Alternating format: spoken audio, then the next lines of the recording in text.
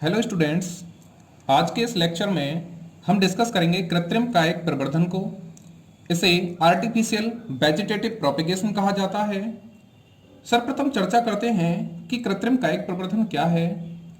तो कृत्रिम कायिक प्रवर्धन वे विधियां हैं जिन्हें हॉर्टिकल्चरिस्ट तथा बॉटनिस्ट द्वारा उनके उत्तम या वांछित गुणों को प्राप्त करने हेतु उपयोग में लाया जाता है। ये विधियां मानव निर्मित विधियां होती हैं तथा इन्हें व्यावसायिक तथा वाणिज्यिक उत्पादन हेतु उपयोग में लाया जाता है। कुछ प्रमुख कृत्रिम विधियां निम्नांकित हैं, जिसे आरबीएसई ने मेंशन कर रखा है। कटिंग्स, लेयरिंग तथा ग्राफ्टिंग। कटिंग को कर्तन कहा जाता है, लेयरिंग को दाब लगाना, जबकि ग्राफ्टिंग को रोपण कहा जाता है। सर्वप्रथम हम चर्चा करते हैं कर्तन या कटिंग की। कटिंग्स सामान्य तौर पर जड़, तना तथा पत्तियों के कट पीसेज या छोटे खंड होते हैं जिन्हें नम मृदा में स्थानांतरित कर दिया जाता है एवं इनमें जड़ों के विकास को प्रेरित करने हेतु रूट प्रमोटिंग केमिकल्स या जड़ों के निर्माण को प्रेरित करने वाले रसायनों का उपयोग किया जाता है, जिसके कुछ एग्जाम्पल्स यहाँ दिए गए हैं। IBA, इसे इंडोल ब्यूटायरिक एसिड कहा जाता है। NAA, जिसे नैप्थेलीन एसिटिक एसिड कहा जाता है। याद रखिए, ये दोनों जो रसायन हैं वह जो कटिंग्स होते हैं उनमें रूट्स के प्रमोशन के लिए मददगार होते हैं। ध्यान दीजिए, कटिंग्स के माध्यम से जो कायिक प्रवर्धन होता है उसे कई कारक प्रभावित करते हैं। तो कर्तन द्वारा कायिक प्रवर्धन को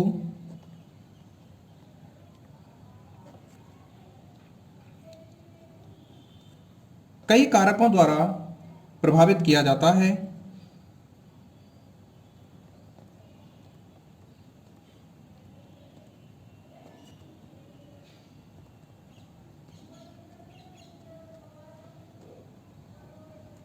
कौन कौन से कारक हैं? सबसे पहले प्रवर्ध की लंबाई,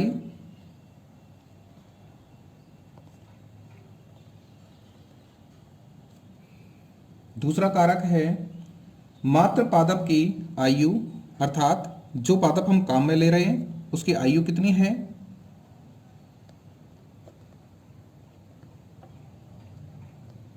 अन्य कारक है रोपाई का वातावरण, अर्थात हमने किस स्थान पर या किस प्रकार की परिस्थितियों में उसकी रोपाई की है।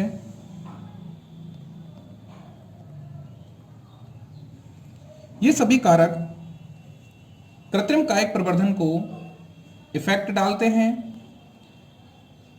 अब हम विभिन्न प्रकार के जो तरीके हैं उनको देखते हैं, किस किस प्रकार से जो कटिंग्स हैं उसका उपयोग किया जा सकता है। सर्वप्रथम आता है रूट कटिंग।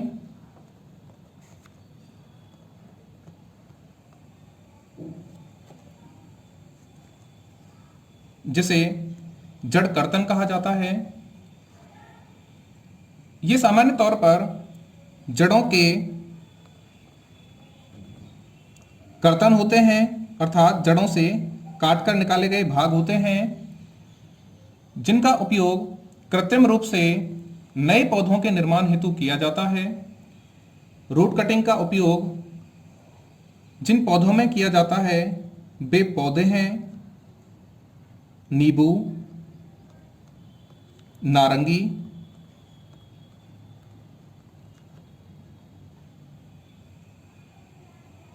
ब्लैकबेरी,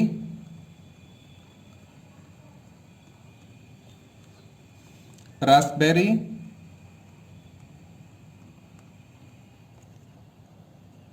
तथा टेमेरिंड अर्थात इमली।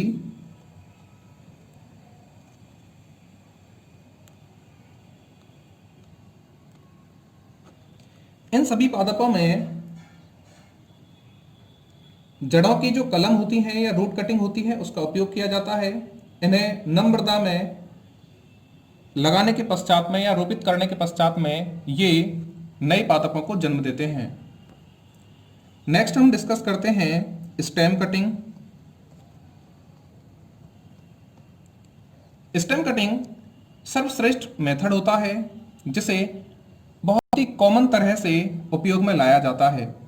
सामान्य तौर पर स्टेम कटिंग हेतु किसी एक पुराने पादप का चयन किया जाता है तथा इसके लगभग 20 से 30 सेंटीमीटर लंबे टुकड़े काट लिए जाते हैं और इन्हें नम्रता में स्थापित कर दिया जाता है।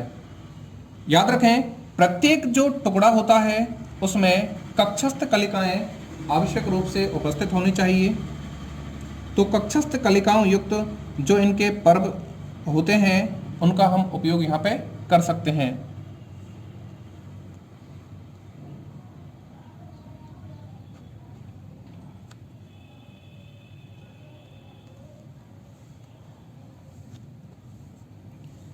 कुछ समय पश्चात जो इनके पर्व हैं उनके पर्व संधि वाले स्थानों से अपस्थानिक जड़ें विकसित हो जाती हैं और कक्षस्थ कलिका से शाखाओं का निर्माण हो जाता है और प्रत्येक जो टुकड़ा है वह एक नए पौधे का निर्माण करता है। तो हमने देखा स्टेम कटिंग हेतु हम एक पुराने पादप का उपयोग करते हैं। इसका लगभग 20 से 30 सेंटीमीटर लंबा भाग काट लिया जाता है जिसमें पर्व तथा पर्व संधियां उपस्थित होते हैं। पर्व संधि वाले स्थानों पर कक्षस्थ कलिकाओं की उपस्थिति होना अनिवार्य होता है और इन्हें नम्रता में स्थापित करने के कुछ समय पश्चात में इनकी जो पर्व संधियां हैं वहां से अपस्थानिक मूलें तथा कक्षस्थ कलिकाओं से नए पादप की शाखाओं का निर्माण होने लगता है। जिन पादपों में इस विधि का उपयोग किया जाता है वे पादप निम्न हैं।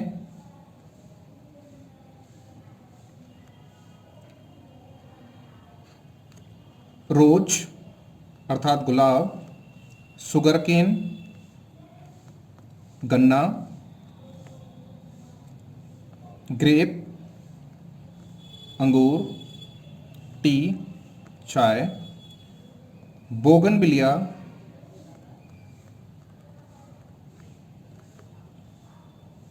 चाइना रोज जिसे गुड़हल कहा जाता है। तो कुछ कॉमन पादपों के एग्जाम्पल मैंने यहाँ आपके सामने लिखे हैं जिनके अंदर हम स्टेम कटिंग का उपयोग कर सकते हैं। सर्वश्रेष्ठ एग्जाम्पल सुगरकेन तथा रोज हैं जिन्हें हम आसानी से अपने घरों में भी उगा सकते हैं। थर्ड है लीफ कटिंग्स।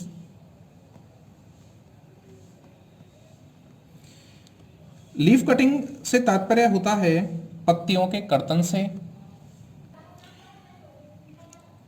लीफ कटिंग का उपयोग स्नैक प्लांट जिसे सेंसेवेरिया कहा जाता है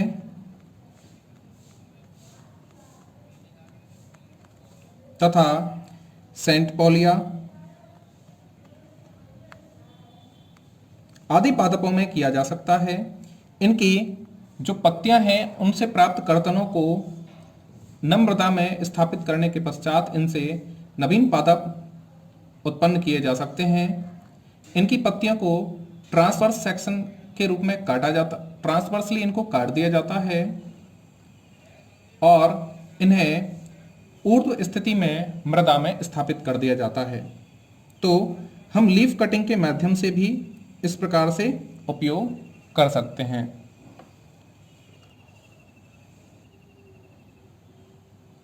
नेक्स्ट हम देखते हैं दाब लगाना।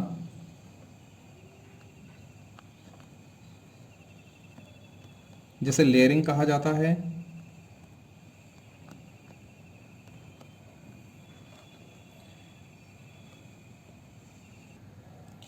मात्र पौधे से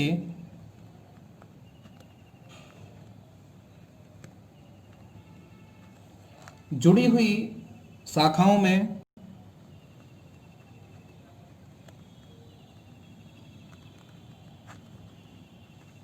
जड़ विकसित करने की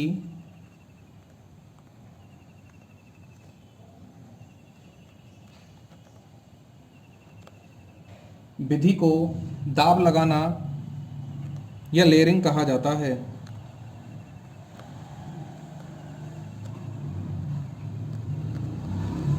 तो देखिए दाब लगाना क्या है। मूल पादप के साथ में जब शाखाएं जुड़ी होती हैं तो उन शाखाओं से जड़ विकसित करने की जो विधि है उसे दाब लगाना कहा जाता है। यह सामान्य तौर पर रूट कटिंग प्रकार का ही एक तरीका है जिसमें अपस्थानिक जड़ों को किसी तने पर विकसित होने हेतु प्रेरित किया जाता है। अर्थात यह रूट कटिंग का ही एक प्रकार है जिसमें किसी एक सॉफ्ट तने पर एडवेंटिसस जो रूट्स हैं या अपस्थानिक जो जड़ें होती हैं उन्हें विकसित होने हेतु प्रेरित किया जाता है, जबकि यह तना अभी भी मात्र पादप के साथ में जुड़ा हुआ रहता है।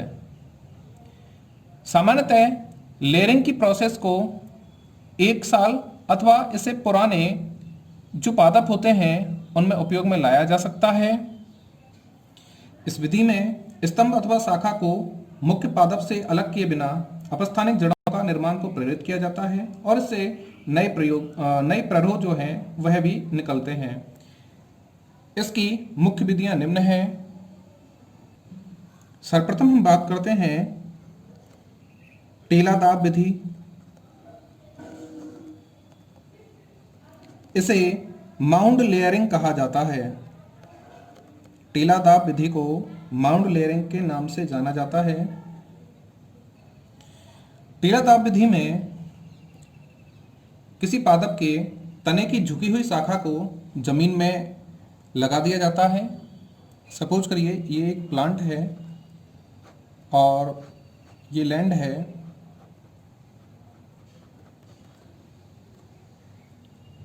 तो इस प्लांट से निकलने वाली किसी शाखा को जमीन में झुका दिया जाता है। वैसे इसके कई तरीके होते हैं किंतु हम एक सामान्य प्रकार की बात करते हैं। और ध्यान रहे कि ये जो भाग हमने झुकाया है इसमें पर्व संधियां उपस्थित होनी चाहिए।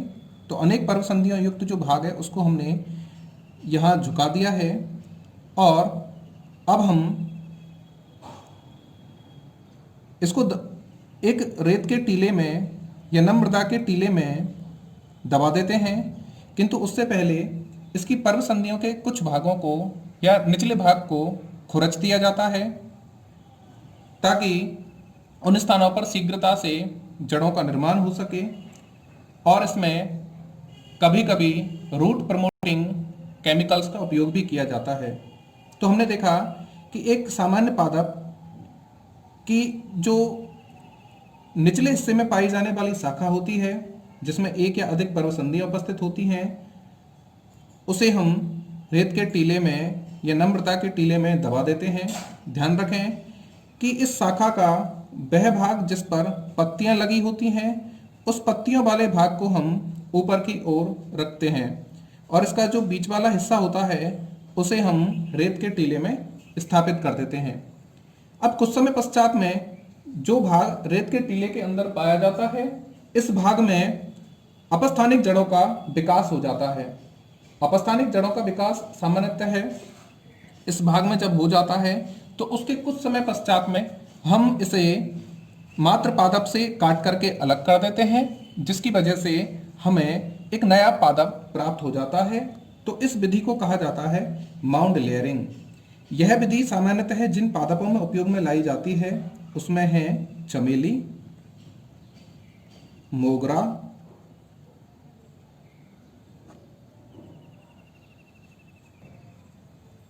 सेब, नाशपाती,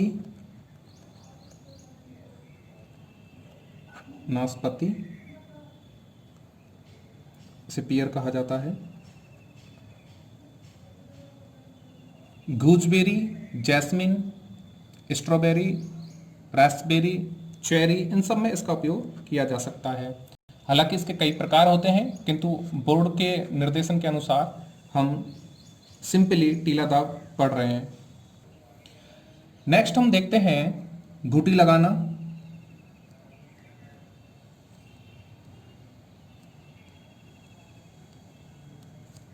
इसे एयर लेयरिंग कहा जाता है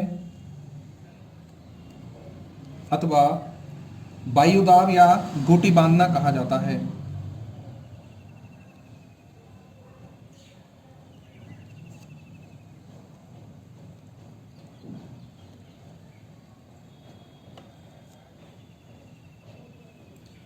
इस विधि का उपयोग काष्ठीय वृक्षों में किया जाता है या बड़े वृक्षों में किया जाता है जिनकी शाखाओं को आसानी से झुकाया नहीं जा सकता।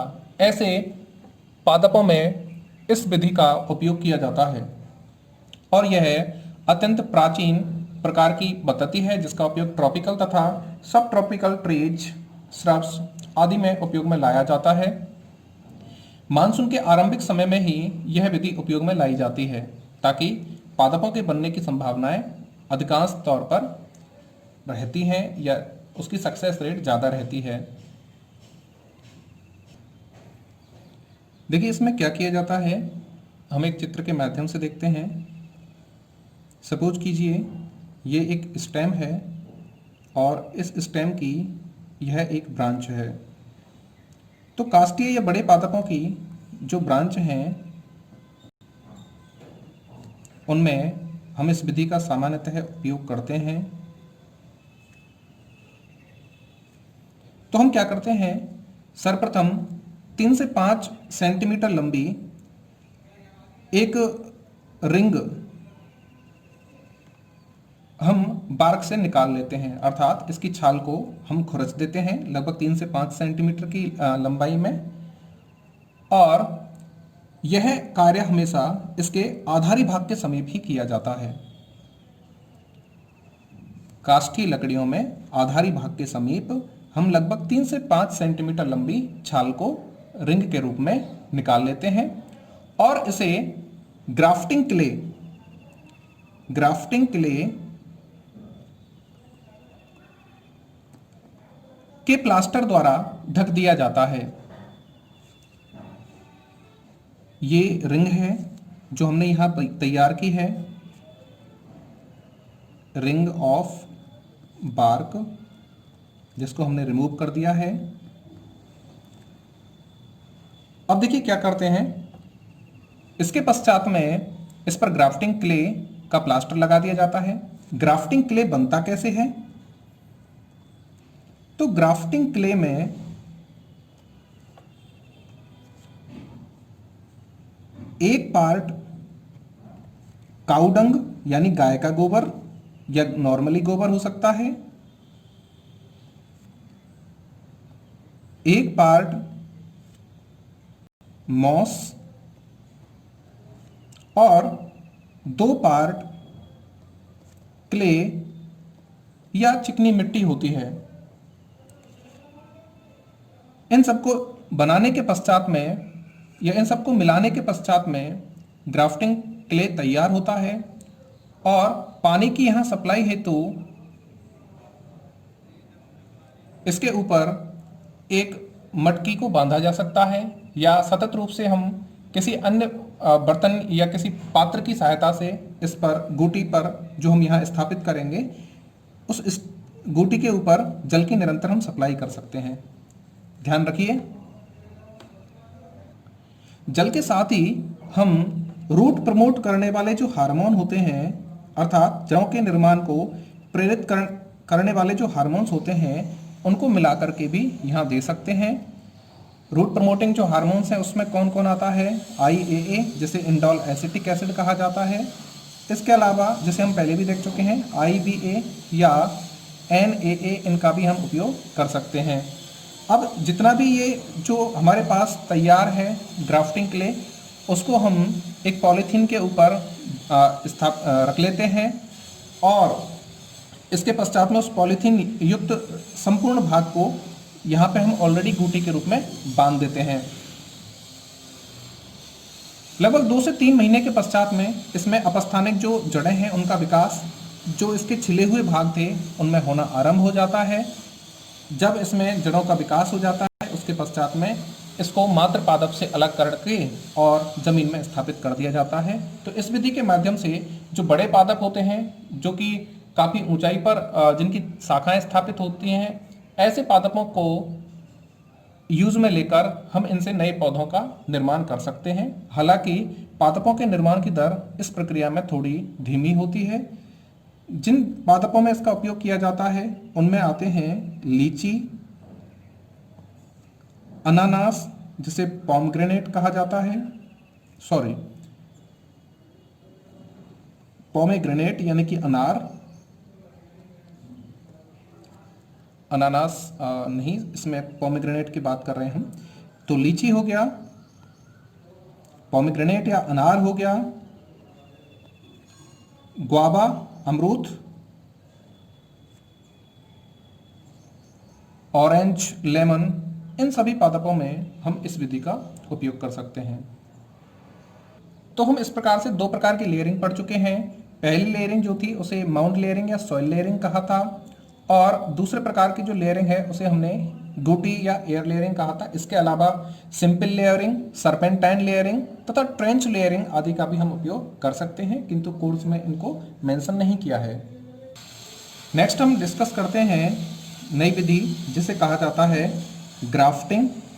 ग्राफ्टिंग को हिंदी में रोपण कहा जाता है। तो देखिए, रोपण की प्रक्रिया में क्या होता है। इस विधि में दो अलग अलग पादपों को या उनके हिस्सों को इस प्रकार से जोड़ा जाता है कि वे संयुक्त होकर एक पादप के रूप में वृद्धि कर सकें। तो ग्राफ्टिंग की जो तकनीक होती है, इसमें हम दो अलग अलग पादपों के पार्ट्स का उपयोग करते हैं। सामान्यतः रूट सिस्टम तथा शूट सिस्टम का उपयोग करते हैं, और उन दोनों पादपों को कुछ इस प्रकार से हम यूनाइट कर देते हैं या मिला देते हैं कि बाद में वे एक कंपोजिट प्लांट या एक सिंगल प्लांट के रूप में वृद्धि करते हैं। इसमें हम दो प्रकार के टर्म्स का उपयोग करते हैं, एक है सायोन और दूसरा है स्टॉक। सायोन से तात्पर्य होता है कलम और स्टॉक से तात्पर्य होता है स्कंद। तो हम देखते हैं ये दोनों क्या हैं। अच्छी किस्म के पादप के उस हिस्से को जिसका रोपण किया जाता है उसे कलम कहा जाता है। तो ये जो वांछित लक्षणों वाला जो पौधा है,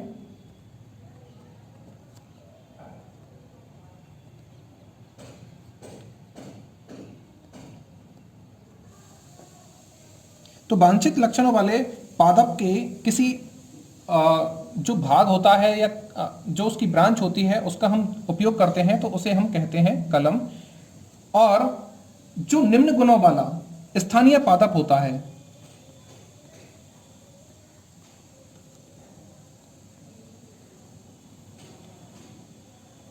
जिसे हम एक अच्छे पादप के रूप में बदलना चाहते हैं, उस पादप के तने वाले भाग को स्कंद कहा जाएगा। तो ध्यान रखें, स्कंद के रूप में हम उसके तने का उपयोग करते हैं और सायोन के रूप में हम उसके एरियल भाग या उसकी जो कलम होती है उसका उपयोग करते हैं।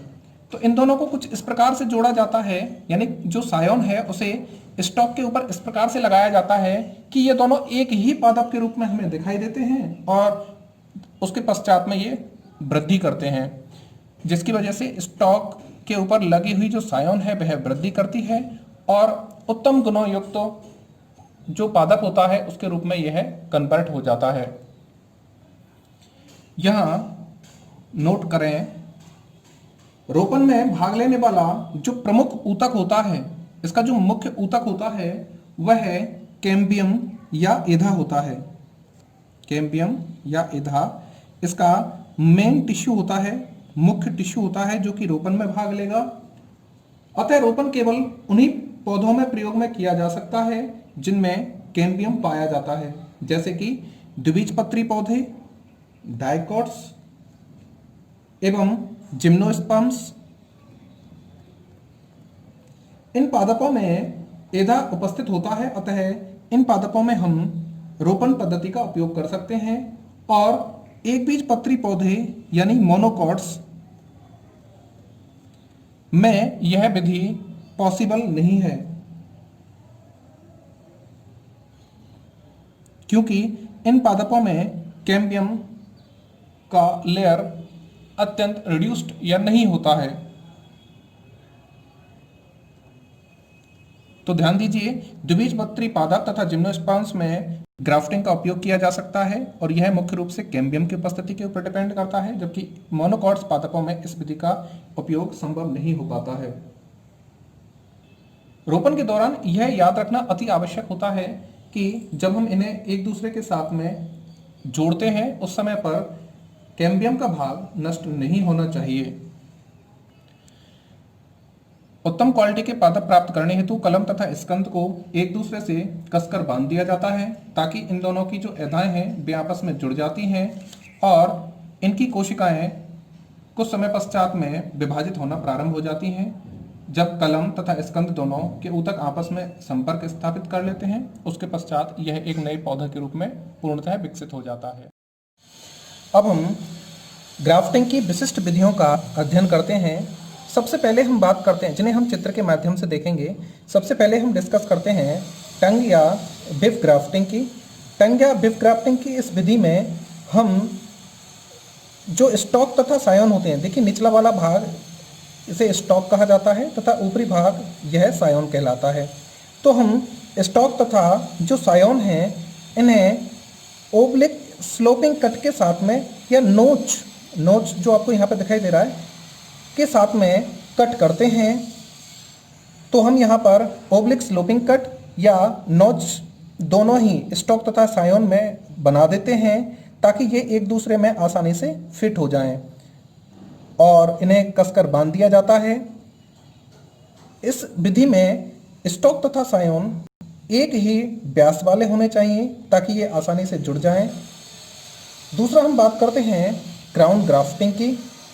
क्राउन ग्राफ्टिंग में अनेक सायोन को एक जो स्टॉक होता है उस पर आरोपित किया जाता है, लगाया जाता है।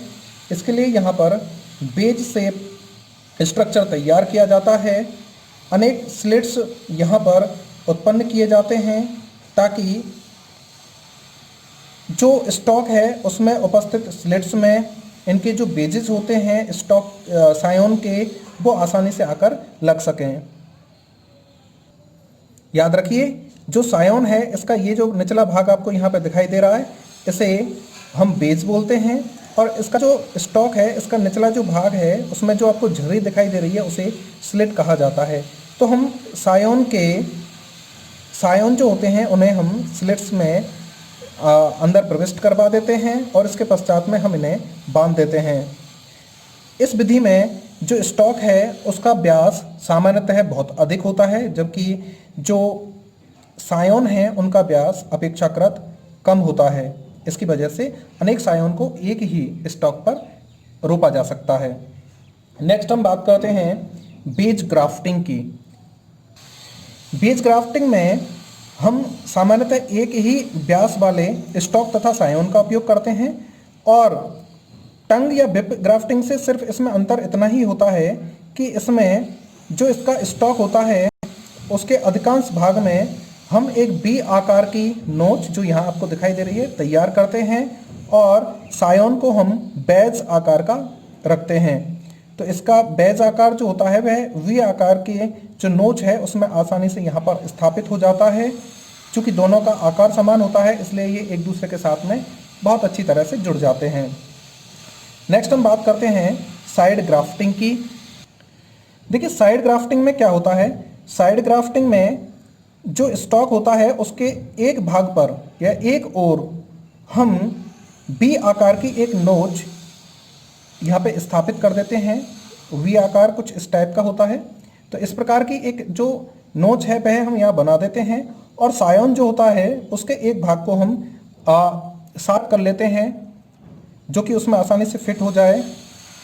इसके पश्चात में सायोन के उस भाग को वी आकार की नोच में स्थापित कर दिया जाता है लेकिन यह भाग साइड में किया जाता है। याद रखिए इसमें स्टॉक का जो व्यास होता है वह सायोन से अधिक हो सकता है। इसके पश्चात में लास्ट हम बात करते हैं अप्रोच ग्राफ्टिंग की जो यहाँ आपको दिख रहा है। दो स्वतंत्र रूप से उगने वाले जो पौधे होते हैं उनको एक साथ लाने की विधि होती है अप्रोच ग्राफ्टिंग। अब इस अप्रोच ग्राफ्टिंग के अंतर्गत किया क्या जाता है वो देखिए। जो इनके सूट्स होते हैं दोनों पादपों के सूट्स का तात्पर्य होता है इनके प्ररोह वाले भाग, उन प्ररोह वाले भाग में हम इन्हें लगभग 2 से 5 सेंटीमीटर की लंबाई तक काटते हैं। कट्स को इस प्रकार से बनाया जाता है कि हम इनकी छाल जो होती है उस छाल की कुछ स्लाइस काट लेते हैं और यह टंग शेप्ड कट्स के रूप में हो सकती है ताकि ये दोनों एक दूसरे के साथ में जुड़ जाएं। याद रखिए सायोन जो होता है उसे ग्राफ्ट के निचले भाग में काटा जाता है, जबकि स्टॉक जो होता है उसे ऊपरी भाग में काटा जाता है। तो इस प्रकार से हम क्या कर सकते हैं, दो पादपों को एक दूसरे के साथ में इंटरलॉक कर सकते हैं और इन्हें आसानी से जोड़ सकते हैं।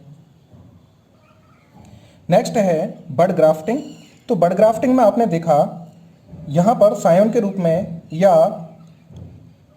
कलम के रूप में हम एक छोटी बड या कलिका का उपयोग करते हैं जिसमें कैम्बियम उपस्थित हो सकता है, और स्टॉक के रूप में हम जिस पादप का उपयोग करते हैं उसमें एक टी आकार का कट लगा दिया जाता है। तो यहाँ आप देख सकते हैं हमने यहाँ एक टी आकार का कट लगाया है और कलिका के रूप में हमने यहाँ पर एक कलिका को उपयोग में लिया है। अब हम जो टी आकार का कट लगाया है उस स्थान पर कैम्बियम को निकालने के लिए बार्क को थोड़ा ऊपर कर देते हैं।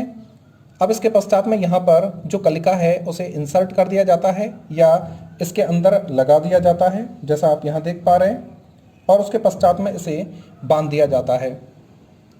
बांधने से पूर्व हम ग्राफ्टिंग के दौरान यहाँ बैक्स का उपयोग करते हैं ताकि उस भाग में से कोई भी जीवाणु या कोई वायरस इसमें प्रवेश नहीं करता है।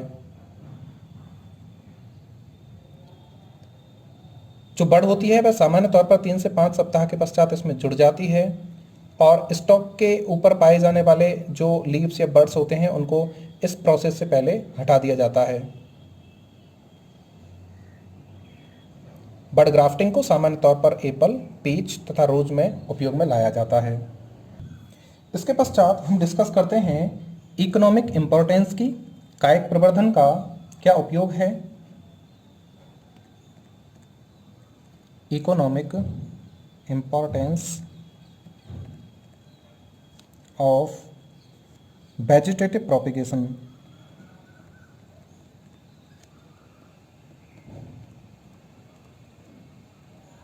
देखिए, सबसे पहले हम देखते हैं कि यह प्रवर्धन की सस्ती एवं आसान विधि है।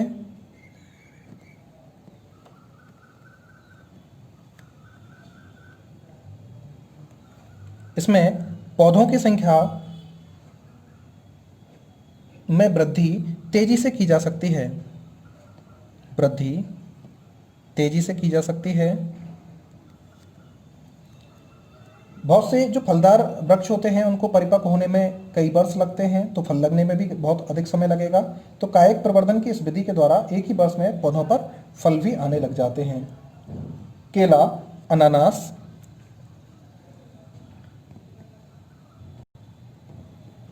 अंगूर, गुलाब,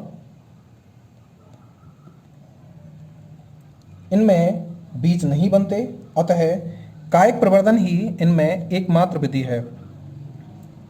तो जिन पादपों में बीजों का निर्माण नहीं होता उनमें जो नए पादप हैं उनका निर्माण कायिक प्रवर्धन के द्वारा ही किया जा सकता है। इसके अलावा सभी जो पादप हैं आनुवंशिक रूप से या जेनेटिकली समान होते हैं, आइडेंटिकल होते हैं, और पैतृक गुणों से युक्त तथा आकार में छोटे होते हैं। इसके अलावा गुणवत्ता में बेहतर पौधे इनसे प्राप्त किए जा सकते हैं। बीजों के अंकुरण से फलों के पकने तक के समय तक पौधों की देखभाल नहीं करनी पड़ती, अतः कायिक प्रवर्धन काफ़ी सस्ता और अच्छा मेथड होता है। इससे कुछ हानियां भी होती हैं, डिसएडवांटेज। देखिए, कायिक प्रवर्धन द्वारा जो पौधे हैं वो दूर तक नहीं फैल पाते, दूर तक विस्तार नहीं होता इनका, अतः ये पौधे जो होते हैं वे मात्र पादप के आसपास में इकट्ठे हो जाते हैं।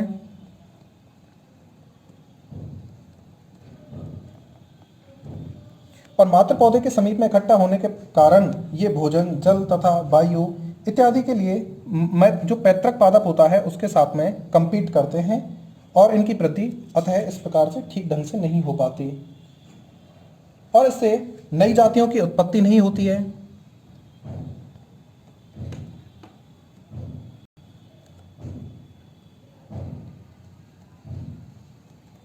कायिक प्रवर्धन द्वारा उत्पन्न पौधों में कुछ समय पश्चात ह्रास होने लगता है, ऐसा सेक्सुअल स्टिमुलाई के अभाव के कारण होता है। तो ये इसके कुछ बेसिक डिसएडवांटेज हैं जो हमने यहाँ पे डिस्कस कर लिए हैं।